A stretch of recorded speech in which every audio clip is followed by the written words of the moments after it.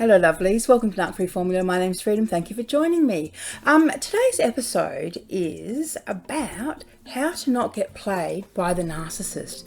Now, what do I mean by that? Well, the reality is that narcissists are at their very essence, they are con artists and manipulators.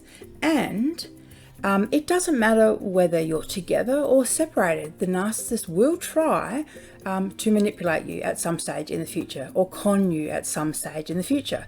So this video is for those of you who have separated from the narcissist and who don't want to get played by the narcissist. Okay, these are the golden rules for how to not get played. First of all, everyone knows this, no contact. Right? Everyone knows this, and yet so few people actually manage to do it properly. Most people are kind of contact, little bit, or he can contact me, but I don't speak back. Right? None of that's no contact. Right? So first of all, just get your no contact actually working properly. Right? Because if you leave any door open to a narcissist, you are inviting them in, because that's the way they look at it. They are the kind of people who go, oh, the back door's unlocked. Well, that means that she wants me to come in the middle of the night. Okay, you need to, and that's metaphorically, although in actual fact it could also be figuratively. So what you need to do is, like I said, tighten up all the access points in your life where the narcissist could potentially sneak on back in. So all your social media, cut ties with the friends that he knows, that you know.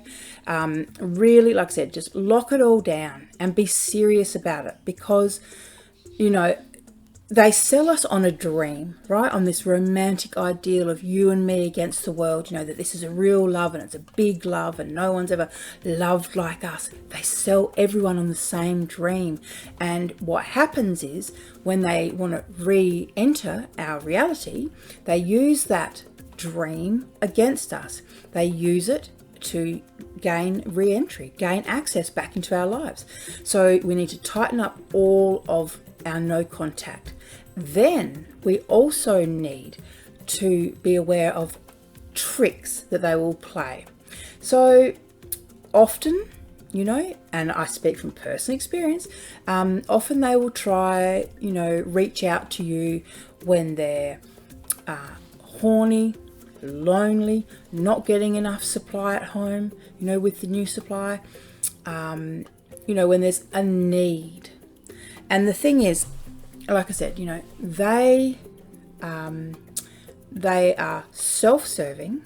They do not care about you, and it actually, it fuels them. This is the other thing. It fuels them, so you don't want to be responding if they try and pull the late night, sexting, videos, video calls, talking dirty, sending you love songs, all of that stuff. It's all designed to manipulate you.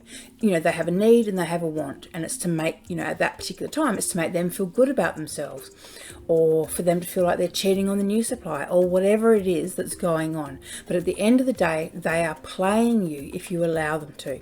So if you respond to that, if you actually and I've spoken to women through my consulting service. I've spoken to women who have fallen for it, who do things like, become the mistress on the side again. That's being played, essentially. The narcissist doesn't think of you fondly. They don't think of you with love. You're not the one. You're not special. You're a sucker, and you're being used, and you're allowing yourself to be used by a con artist. Okay, a con artist, someone who will, if they're given half the opportunity, will bleed you dry for everything you've got, who will take everything you have to give, and then some more, and literally they will, every step of the way, what's yours becomes theirs, what's theirs is theirs, and they will continue that for as long as you let them. And that's the reality, is to not get played by the narcissist, you need to set the boundaries, because they're never going to do it. They're never going to say, oh, okay, I'm done using and abusing you. I'm sorry, you can be free now. Off you go, be happy. That's not going to happen. You know, you're a puppet to them. If they can make you dance and they can make you jump, they're going to do it. Another thing, just quickly, is do not fall for things like this. Now, I'm speaking from experience. A lot of what, well, 95% of what I have learned about narcissistic personality disorder, I have learned through my own mistakes and obviously study. What I learned at school was the other 5%, and it did not prepare me at all. Like, my education did not prepare me at all for the experience of, you know, being with a narcissist and breaking up with a narcissist. So one of the things that I fell for was, you know, he had new supply, and then he had a crisis where he got arrested. They both got arrested, and their car was left on the other side of the country. They got sent off to jails, separate jails, whatever. But who do you think he called in his little moment of need? You know, he called me, ye old faithful. This is despite the fact that we've been, at the time, separated for, I don't know, 3 months maybe. And he'd been with this, you know, new supply pretty much like, I don't know, 2 months and 3 weeks, something. Anyhow, I did pick up the phone because at that stage I was still that person, being that sucker. I did pick up the phone, and my God, I almost got manipulated into driving across the freaking country and rescuing his dogs and his car for him. But then I snapped out of it. Thank God. So my point is, this is the kind of thing that they will do. Use you and make you feel obligated. Why the hell would he call me? You know, after I've finally escaped. 13 years. I've finally escaped. And then what? He's off with this new one for 3 months. Some dramas occurred, and I'm supposed to come and rescue him with a knight in shining armor. You know, and he put that on me as well. Like, he actually made it out. Like, he said, you're the only person that I can get to help me. You're the only person that I can ask to help me. You know? And that had worked for 13 years. And so momentarily on the phone, it did work. I was thinking, oh, how can I get his car? You know, what can I do to sort out, fix his problem? Sucker. Absolute sucker. Like I said, I didn't actually do it because I thought about what the hell I was doing, and I snapped out of it. But at the time, you know, when I was on the phone to him, because I'd had this reverse charge call, or a call from the jail. I don't think it's reverse charge, but it's like a call from the jail. So I picked up a phone, like the phone was ringing, number I didn't recognize, and it's a, you know, jail saying, will you accept the charges? And like I said, 13 years of him saying jump, me saying how high. You know, of course, I took the call. So here's another tip. Don't take the call, right? Don't take the calls from jails. Don't take the calls from hospitals. Don't take the calls from the police, his psychiatrist, anyone who contacts you in regards to the narcissist. You just say, no, sorry. You know, wrong number. No, sorry, nothing to do with me. We're divorced, we're separated, whatever. Just no. No, you don't owe them anything.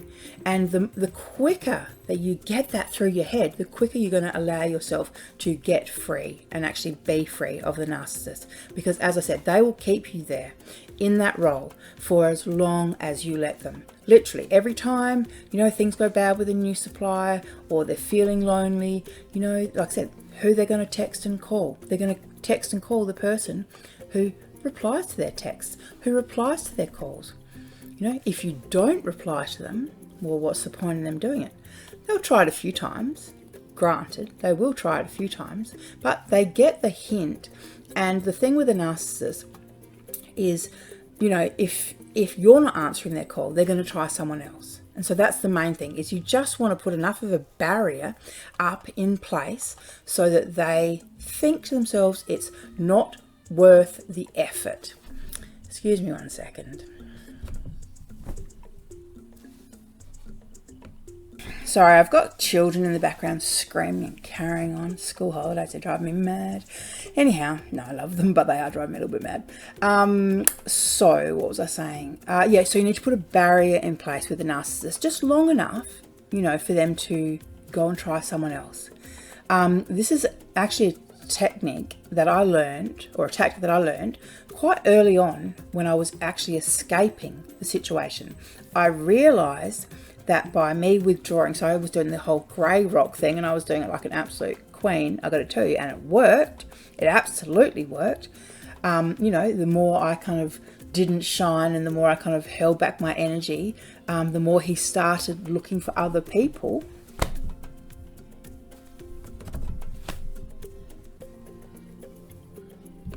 Sorry, once again, kids screaming in the background, oblivious. I sound like, just look, for the record, my eldest child is 30. I have been a parent for 30 years. Okay, so I'm a little bit over kids screaming in the background when they know I'm recording. Right, there we go. I said it. I'm not always this cranky. I mean, I have my moments being cranky, no doubt. But, you know, as a general rule, I'm pretty easygoing. All right, so back to it. I forgot what I was saying now, damn kids. About the barriers and about getting away and doing grey rock like a boss. So for me, I was doing grey rock like a boss, and it worked. It absolutely worked. It, you know, gave me, you know, so while his attention was on the new supplies, well, new supplies, S plural, because there was a few of them, right? There was 5. So while he was kind of working his magic on all of them and seeing who was going to work and whatever, that actually gave me the opportunity to withdraw without him even really noticing. He was so busy trying to not get caught out sneaking around with all these different women that he didn't realize that I was actually preparing to get the hell out of Dodge. So anyhow, I have absolutely digressed. So back to the barriers. You just want to put barriers up in place with the narcissist, right? If they can't, if you're not easy fuel, if you're not, you know, giving it to them straight away, you know, that makes them work a little bit harder for it. So the whole risk-reward ratio, or effort, work and reward ratio, is too skewed. You know, they're not going to put all that effort in. They're not. They're always about the path of least resistance, whatever's easiest, you know. So make it hard. Always make it hard. Like I said, don't ever give them money, no matter what. You know, I mean, this is the other thing, like I said, I literally, I work with women all the time who do these crazy things, and I say to them, you know, please don't do that. And I talk it through how it's going to play out. But, you know, there's this thing in their head and they're like, oh, well, you know, it's going to be different with me. It's never different. It's never, ever different. My clients always come back and say, okay, now I know that you really do know what you're talking about. I'm going to listen next time. You know, it's frustrating. I got to tell you, it is frustrating. But the reality is these people are so predictable. Like, their patterns of behavior are always the same. They will always take advantage of you if you let them. They will always play you if you let them. Right? So don't give them money. Don't give them anything. Don't give them energy. Don't give them fuel. Don't even give them sympathy. You know, when they call up, like mine did, to have a cry, you know, about how things were so bad and how he couldn't get rid of her and he didn't know what to do and he felt stuck and he felt obligated and wah. I actually sat on the phone for like over an hour listening to that drivel. I mean, you know, sucker, right? Absolute sucker. Once again, this is in the first year, you know, I stopped taking those kind of calls. I stopped being that person. You know, we are not friends. He is my enemy. He has done so many revolting things, you know, unbelievably revolting things.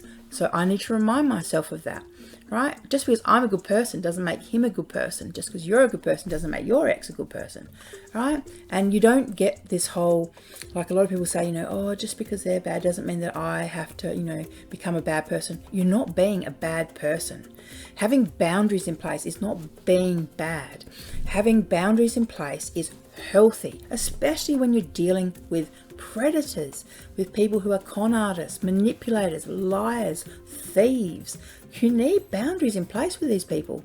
You know, this is not, you're not a nice person if if you hang up the phone, right? You're entitled to hang up the phone. They have no right to be calling you. Absolutely no right. No right to be turning up, to be demanding things, to be wanting things.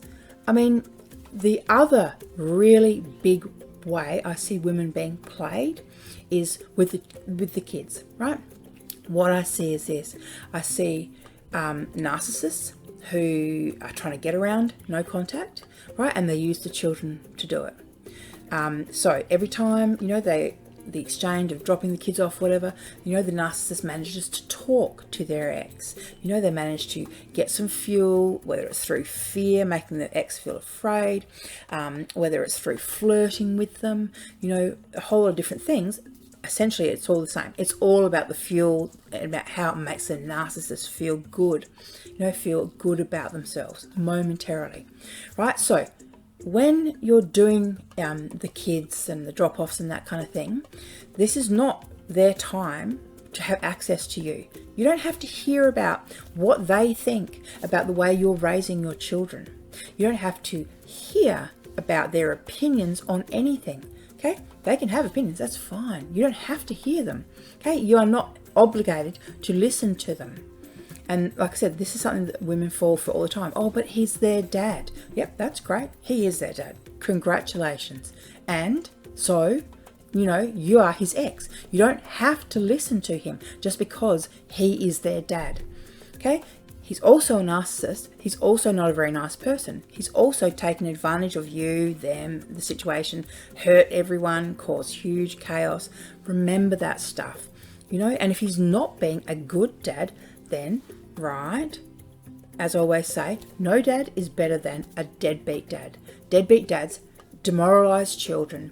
They create, children who don't know their own self-worth, who don't know their own self-value, who then go into relationships and either become abusers or become abused. They set really, really bad examples as parents.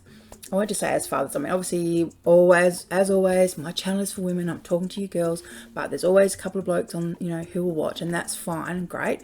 But essentially, I am talking to women about, male narcissists. Sorry, darlings, my light just keeps playing up. It's hard doing videos at nighttime or in the evening when it's kind of dark and you're relying on artificial light. It just creates a whole lot of different, shadows, and it's quite weird. Anyhow, back to it. So that I'm going to link some videos here because I think this is really, really important actually for people who are trying to co-parent with a narcissist. I mean, there's no such thing as co-parenting with a narcissist. That's an illusion. That's, if you're thinking you can co-parent with a narcissist, you're still believing in their mask and this false construct that they've shown you. They're not that person, okay? That's the illusion, right? Narcissists aren't about co-parenting at all. They use children as weapons and as tools of manipulation. And as I said, their main thing is to find out what you've been up to, find out through the kids. Have you got a boyfriend? If you're going out, did you just buy a new car? All of that kind of stuff. They pump children for information. Then they put kind of toxic little ideas into the children's minds, about, oh, mummy's got a new boyfriend, has she? Mummy's got lots of boyfriends, doesn't she? Toxic, absolutely toxic. So just remember that, this no contact has to apply even if you are co-parenting with the narcissist. And what that means is don't, if they're using that time to talk to you, and it'll always start out being about the kids. This is the other thing, just quickly. It always starts out, if I go through all of the text messages that I have from my ex, and I so many, like it's crazy. They always start out being about our child. Always. First line, boom, always. But then it turns to, him, talking about me, talking about us, talking about, you know, me doing blah, blah, blah, and how, you know, rah-de-rah, and I'm the bad person, and go on and it goes. And he usually finishes it up with, give our daughter my love. Like, get out of here, mate. Oh, Lord. So anyhow, that is what they do. So in their mind, they're like, well, you know, I only contact her if it's about the child. So his opinions about me and about what's gone down, that's not about the child. You know, that's none of it. In fact, like I said, other than the first and last line, it's always about me, him, the relationship. Okay, that is not about the child. And that's the kind of thing I'm talking about. Okay, don't get played by these people. They are con artists. They are manipulators. And at the end of the day, they are going to always take advantage of you if you let them. Okay, you need to toughen up. Absolutely, 100%. Get it through your head, right? If you let them back into your reality, once you've gotten rid of them, right, they are butt injured.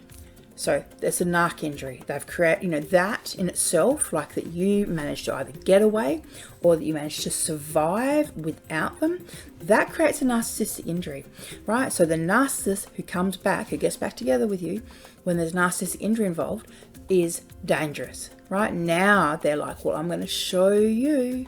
You know, you think you can just walk away from me? You think I'm just going to, you know, let you do that and there'll be no repercussions? That's the way they think. Right, so there is going to be repercussions. There's punishment coming down the line. This is why I always warn women, if you've gotten out once, don't ever go back. Okay, it's so much more dangerous the second time. They will always, like I said, just put them on notice that, you know, that you're going to leave them again. Because if you've left them once, they assume, and probably rightfully so, that you're going to leave them again, right? So if you go back to them, now they're thinking, she's going to leave. It's just a matter of when, right? So they need to find new supply fast. They need to prime and get it ready to take your place fast. They also, which is why, like in my situation, like I said, there was 5 of them, you know, because I'd left and I'd gone back for another year in the end, 18 months in the end, you know, and during that time, 5 women, you know, and I was so confused because I was like, oh, he's in love with this one. Oh, he's in love with that one. And I was like, what the hell is going on here? Like, I just couldn't figure it out. It was like, it's not normal, you know, like sometimes people fall out of love and they fall in love with someone else. And that's, you know, it's not the best, it's shitty, whatever, but it does happen, right? And so when that first was happening, I was thinking, oh, okay, that's what's happening. But then it was like, oh no, then there's this one and that one. And like I had 5 of them. And so by the end of it, I was just thinking to myself, like, what the hell is going on? Like, I don't understand what is happening here at all. I mean, now in hindsight, I totally get it. You know, he had to get supply fast. And it wasn't panning out with any of them until I left, and then he had to force the situation, you know, which was good. It was good timing on my behalf, I gotta say. I was like, I managed to do some really, really good work. I mean, he helped, there's no doubt about it. Like he, you know, he created the dramas that needed to occur for me to leave when I did, so that it all worked out really well. You know, essentially at the end of the day, for both of us, because, you know, I've gone on and I'm a lot happier. He's doing something else with someone else, you know, who's a lot younger, a lot dumber, a lot more easy to manipulate. I mean, you know, yay, it's a win-win.